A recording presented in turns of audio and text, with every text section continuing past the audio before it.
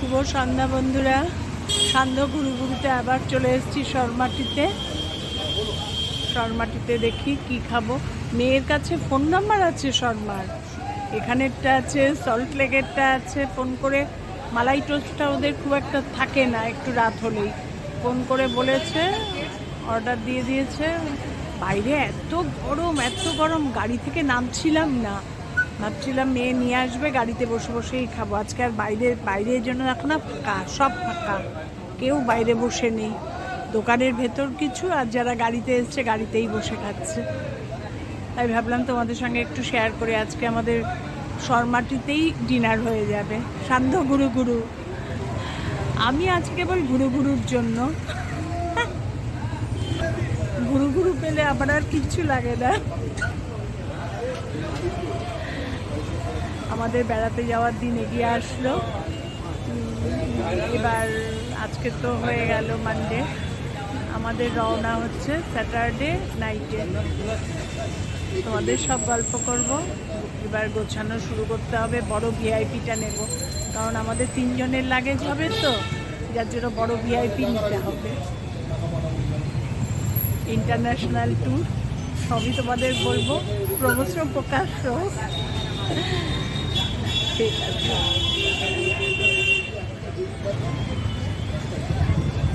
মালাই টোস্টটা আনুক, তারপর আবার তোমাদের সঙ্গে গল্প করবো। চা খাবো না আজকে, এনশিওর খেয়ে মেয়ের বাড়ি গেছি। মেয়ে বললো চলো একটু শর্মাতে ঘুরে আসি, ব্যাস চলে আসলাম। আজকে এসেছি বালিগঞ্জের শর্মাটায়, বালিগঞ্জ ফাঁড়ির শর্মাটায়। মানে সব শর্মার দোকানের সব, মানে যারা ছেলেগুলি সব ডিস্ট্রিবিউট করে খাবার, তারা সবাই চিনে গেছে আমার মেয়েকে, এত আসে শর্মায়।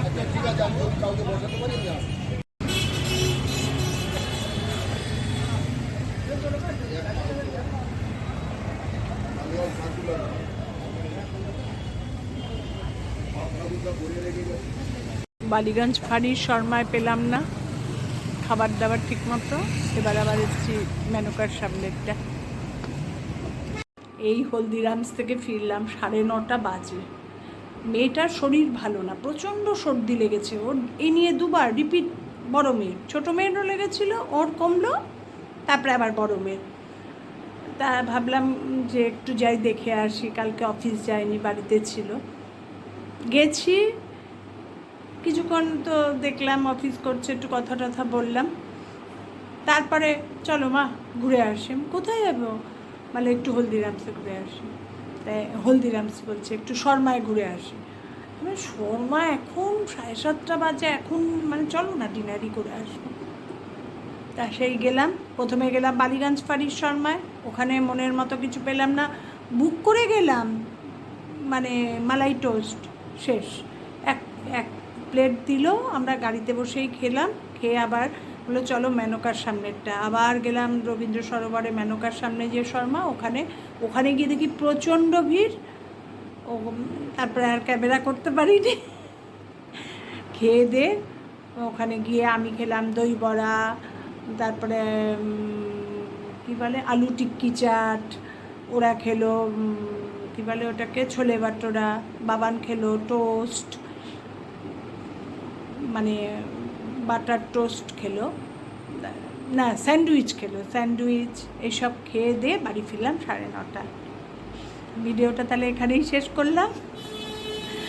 মানে মেয়েদের সঙ্গে, তাই বলছি তোরা যদি না থাকিস সামনে, আমি এগুলো খুব মিস করব।